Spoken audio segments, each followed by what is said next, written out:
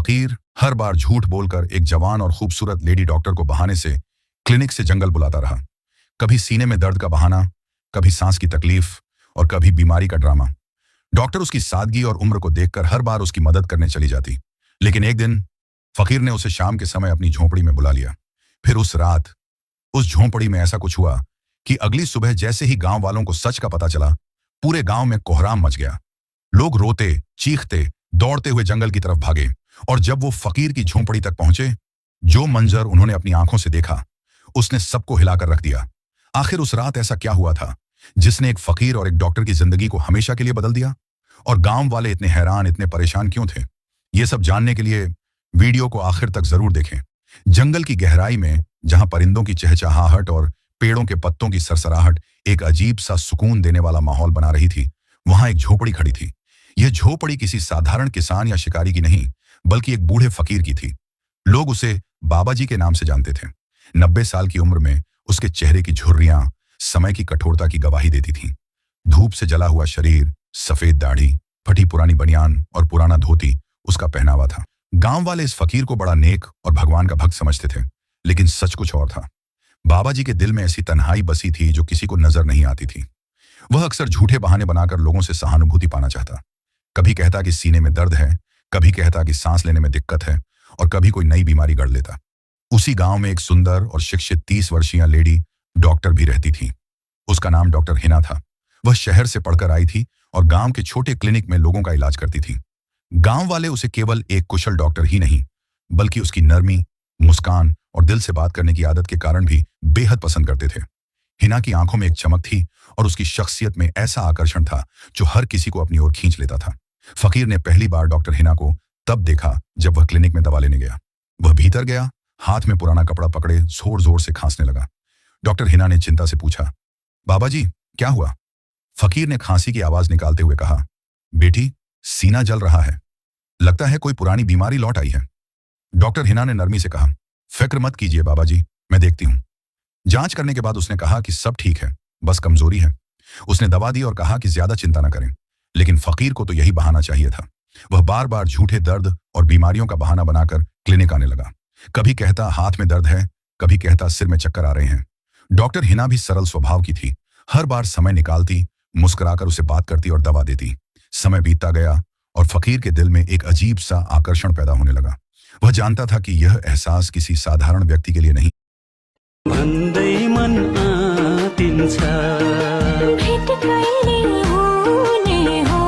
एक खूबसूरत जवान औरत के लिए है, जिसके पास वह झूठ बोलकर बार बार आता है। एक दिन उसने निश्चय किया कि अब वह डॉक्टर हिना को अपनी झोपड़ी में बुलाएगा। उसने बहाना बनाया कि रात को अचानक तेज बुखार और सांस लेने में तकलीफ हुई। अगली सुबह वह क्लिनिक पहुंचा और बोला, बेटी अब तो लगता है आखिरी समय पास है। यदि तू कल शाम मेरी झोपड़ी पर आकर देख ले तो बड़ा उपकार होगा। मुझे चलने फिरने की शक्ति नहीं रही। डॉक्टर हिना पहले हिचकिचाई। जंगल के भीतर जाना आसान नहीं था, विशेषकर एक अकेली स्त्री के लिए। लेकिन बाबा जी की बूढ़ी हालत और आंखों में छुपी बेबसी देखकर उसने हाँ कर दी। अगली शाम जब सूरज पेड़ों के पीछे छिप रहा था और जंगल पर सुनहरी रोशनी बिखर रही थी, डॉक्टर हिना अपना बैग लेकर झोपड़ी की ओर चल पड़ी। रास्ता संकरा था, पेड़ों की जड़ें उभरी हुई थीं और परिंदे अपने घोंसलों की ओर लौट रहे थे। झोपड़ी के पास पहुंची तो फकीर दरवाजे पर बैठा था। उसकी आंखों में अजीब सी चमक थी, जैसे वह किसी का बेसब्री से इंतजार कर रहा हो। आ गई बेटी, उसने धीमी आवाज में कहा।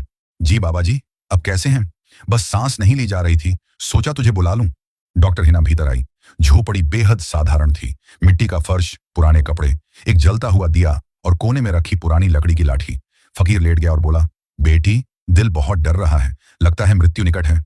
डॉक्टर हिना ने जांच की तो सब कुछ सामान्य था। उसने कहा, बाबा जी आप बिल्कुल स्वस्थ हैं, यह केवल वहम है। फकीर ने गहरी सांस लेते हुए कहा, बेटी सच कहूं तो अब मुझे इलाज से ज्यादा किसी अपने के सहारे की जरूरत है। तू आती है तो दिल को शांति मिलती है। यह सुनकर डॉक्टर हिना चकित हुई, लेकिन उसने ज्यादा सोचा नहीं।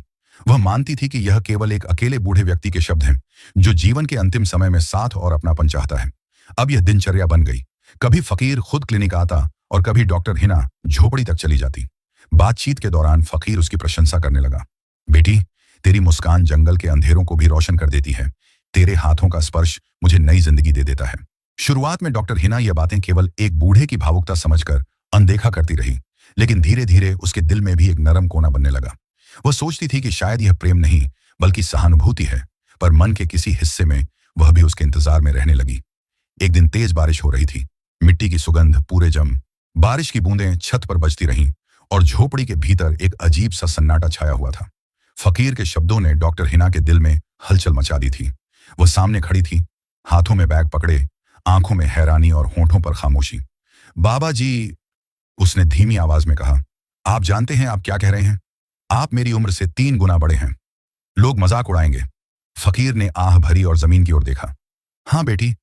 नहीं, अब तुझे बेटी नहीं कह सकता। मैं जानता हूं कि यह दुनिया हंसेगी, लोग मुझे पागल कहेंगे, मगर यह दिल है ना, यह किसी की नहीं सुनता। डॉक्टर हिना का दिल जोर से धड़क रहा था। वह खुद को रोकना चाहती थी, मगर उन बूढ़ी आंखों में जो तन्हाई और सच्चाई दिख रही थी, उसने उसकी आत्मा को छू लिया। कुछ पल वह चुप रही, फिर धीरे से बोली, मुझे समझ नहीं आ रहा कि यह हमदर्दी है या सचमुच प्यार, लेकिन इतना जरूर कह सकती हूं कि आपके बिना मेरा दिल भी खाली लगता है। फकीर की आंखों में चमक आ गई। वह पहली बार मुस्कुराया, एक ऐसी मुस्कान जो बरसों बाद उसके चेहरे पर आई थी। अब दोनों के बीच एक नया रिश्ता बन चुका था। डॉक्टर हिना अब केवल एक डॉक्टर नहीं रही, बल्कि फकीर की जिंदगी की रोशनी बन गई। वह अक्सर झोपड़ी पर आती और घंटों बातें करती। वह अपने बचपन, शहर की जिंदगी और अपने सपनों के बारे में बताती। हिंदुस्तान मिले, हिंदुस्तान। फिर अपनी पुरानी यादें सुनाता। जब मैं जवान था तो समुंदर के किनारे मछलियां पकड़ता था। हाथ मजबूत थे, मगर दिल हमेशा खाली रहा। शादी की, मगर पत्नी जल्दी ही मर गई। फिर मैंने दुनिया छोड़ दी और इस जंगल का हिस्सा बन गया। डॉक्टर हिना हैरान होकर सुनती। वह सोचती कि यह बूढ़ा इंसान जो सबको फकीर और अकेला नजर आता है, अंदर से कितना टूटा हुआ है। एक दिन गांव में चर्चा होने लगी। कुछ औरतों ने देखा कि डॉक्टर हिना अक्सर जंगल की ओर जाती हैं। वे हंसती और कानाफूसी करती। डॉक्टरनी और वह बूढ़ा फकीर, कुछ तो है मामला। बात धीरे धीरे फैल गई। एक दिन क्लिनिक में एक औरत ने खुलकर कह दिया, डॉक्टरनी जी, आप तो अच्छी भली जवान और खूबसूरत हैं, वह बूढ़ा फकीर आपको बार बार क्यों बुलाता है?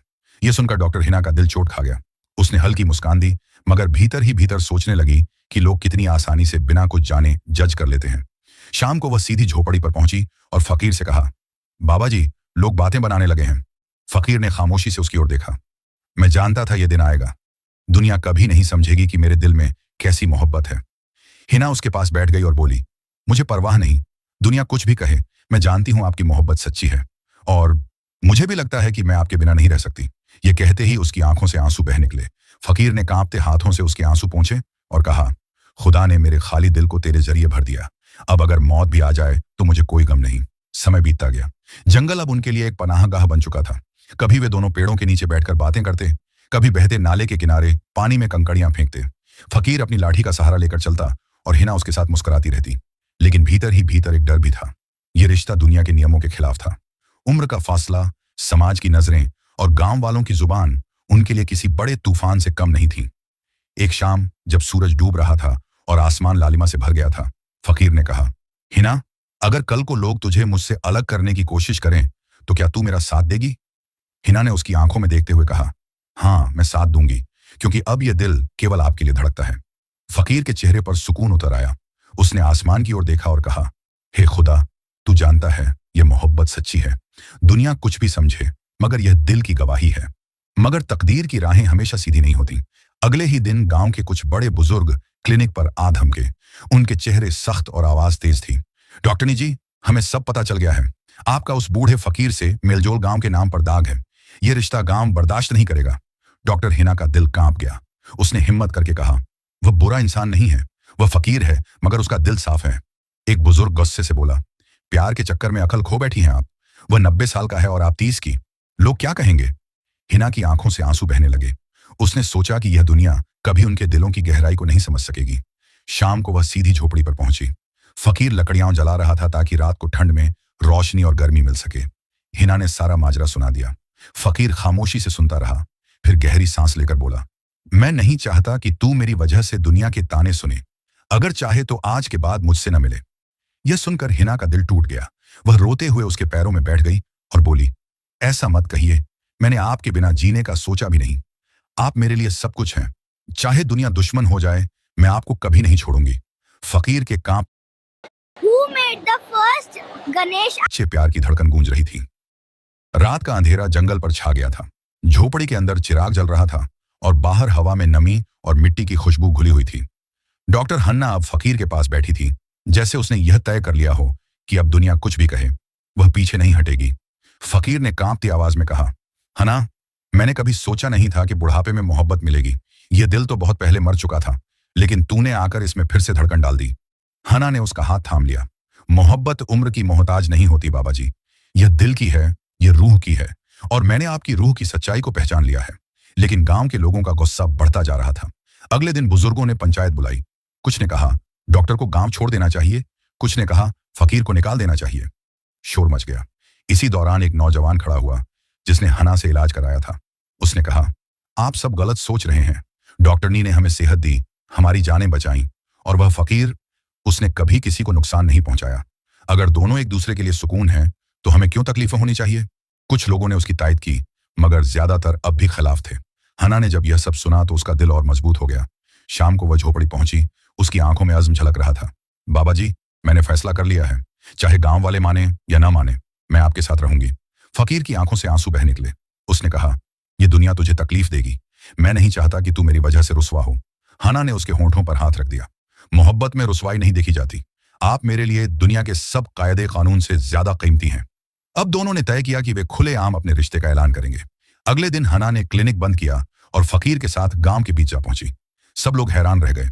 फकीर अपनी छड़ी पर टिका हुआ था और हना उसके साथ खड़ी थी। मैं जानती हूं आप सब मेरी मुखालिफत करेंगे, हना ने ऊंची आवाज में कहा, लेकिन यह मेरा फैसला है।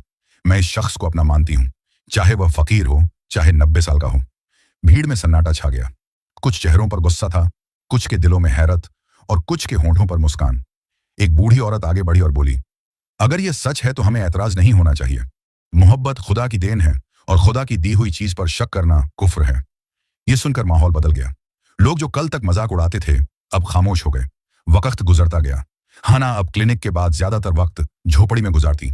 वह फकीर के लिए खाना बनाती, दवा देती और उसके साथ बैठकर बातें करती। फकीर कभी कभी हैरान रह जाता कि उसने अपनी जिंदगी के आखिरी बरसों में ऐसा सुकून कैसे पा लिया। हना, मैंने तो सोच लिया था कि यह झोपड़ी ही मेरी कब्र होगी, लेकिन तूने इस जगह को जन्नत बना दिया। हना मुस्कुराकर जवाब देती, मोहब्बत इंसान को जन्नत दे देती है, चाहे वह दुनिया का सबसे गरीब क्यों ना हो। लेकिन वक्त का अपना कानून है। फकीर का जिस्म कमजोर होता जा रहा था। एक दिन वह ज्यादा देर तक चल न सका, छड़ी पर टिक कर बैठ गया। हना ने उसके पास जाकर पूछा, क्या हुआ बाबा जी? फकीर ने कमजोर आवाज में कहा, हना, लगता है मेरा वक्त करीब है। यह सुनकर हना का दिल चाक हो गया। उसने कहा, ऐसा मत कहिए, आपके बिना मैं क्या करूंगी। फकीर ने उसका हाथ अपने हाथों में लेकर कहा, मोहब्बत जिस्म की नहीं, रूह की होती है। मेरा जिस्म चाहे मिट्टी में मिल जाए, लेकिन मेरी मोहब्बत हमेशा तेरे साथ रहेगी। कुछ दिन बाद एक सुबह झोपड़ी में चिराग बुझा हुआ था। फकीर बिस्तर पर लेटा था। उसके चेहरे पर सुकून था। हना उसके पास बैठी आंसू बहा रही थी। फकीर ने आंखें खोली और आखिरी बार कहा, हना, शुक्र है कि मेरा दिल खाली नहीं मरा, तूने मुझे मोहब्बत दी। यह कहकर उसने आंखें बंद कर ली और हमेशा के लिए खामोश हो गया। हना ने उसका सिर अपने सीने पर रखकर रोया। उस वक्त जंगल में हवा के झोंके चले, जैसे कुदरत भी इस मोहब्बत को सलाम कर रही हो। गांव वालों ने जब यह खबर सुनी तो वे भी खामोश हो गए। अब कोई ऐतराज न रहा। उन्होंने फकीर को इज्जत से दफनाया। हना उसके मजार के पास बैठी रही और दिल में अहद किया, मैं अपनी जिंदगी आपकी याद में गुजारूंगी। वह रोज मजार पर जाती, फूल रखती और घंटों बैठकर बातें करती, जैसे वह जिंदा हो। क्लिनिक भी चलता रहा, मगर अब उसके अंदर एक अजीब सुकून था। गांव वाले भी अब उसकी इज्जत करते, क्योंकि उन्होंने देख लिया था कि मोहब्बत सिर्फ जवानी या दौलत की नहीं होती, बल्कि दिल की सच्चाई पर कायम होती है। साल गुजरते गए। हना के बालों में सफेदी आने लगी, मगर उसकी आंखों में वही चमक थी जो उस दिन थी जब उसने फकीर को पहली बार देखा था। उसकी मुस्कान अब भी जंगल को रोशन करती थी, और जब कोई उससे पूछता कि तुमने शादी क्यों नहीं की, तो वह सिर्फ मजार की तरफ देखकर कहती, मैंने अपनी रूह पहले ही किसी को दे दी थी, बाकी सब तो सिर्फ जिस्म के रिश्ते हैं। यूं एक बूढ़े फकीर और जवान डॉक्टर की कहानी गांव के लोगों के लिए एक मिसाल बन गई। लोग अब उस मोहब्बत को याद करते जो दुनिया के कायदे कानून के खिलाफ थी, मगर रूह की गहराई में सच्चाई लिए हुए थी। मोहब्बत जो झोपड़ी की दीवारों से शुरू हुई थी, अब दिलों में कहानी बनकर हमेशा के लिए जिंदा हो गई। यह कहानी हमें यह सिखाती है कि प्यार उम्र, जाति या समाज के बनाए नियमों का मोहताज नहीं होता। सच्चा प्यार दिल और आत्मा से जुड़ा होता है, और यह इंसान को वह सुकून दे देता है जो दुनिया की दौलत या ताकत भी नहीं दे सकती। लोगों की बातें केवल वक्ती होती हैं, लेकिन दिल की सच्चाई हमेशा जिंदा रहती है। अगर आपको यह कहानी पसंद